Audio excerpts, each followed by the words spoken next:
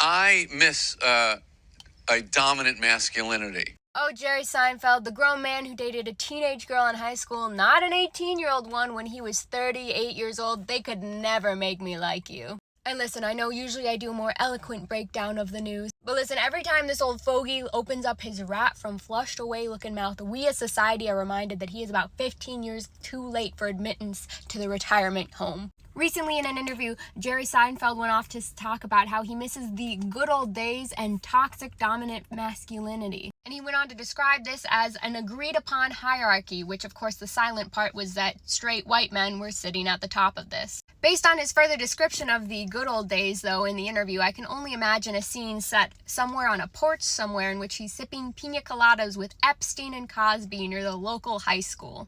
Or maybe a public playground. And of course, in the interview, he went on to give a list of people he defined as real men from the good old days, including Sean Connery, the man who often said this right here. Yeah, that's your good old days? And you know, Jerry, I would tell you to go pick on someone your own size, but by the looks of it, most women probably are larger than you. I don't actually know how tall Jerry Seinfeld is in real life, but he looks like someone who's perfectly built to play the role of Charles Entertainment Cheese at the nearest Chuck E. Cheese, ears and all. Like, you're out here lecturing about real masculinity and femininity. Aren't you the guy who voiced a cartoon bee in a children's movie? Although I truly do believe that on the casting call list for the live-action shoot of Shrek, they have his name listed as number 1 on calls for Donkey.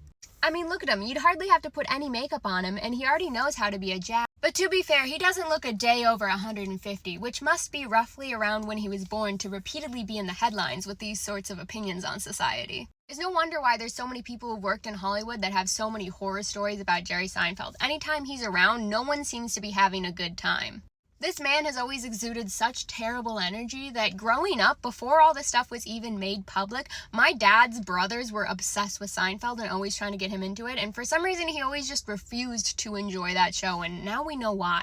My dad was one of very few men who looked at a 38-year-old dating a 17-year-old and went, we're all really going to let this happen and just ignore it back in the 90s. My dad literally went to his grave being anti-Jerry Seinfeld, and he never really explained to us why, but now we know.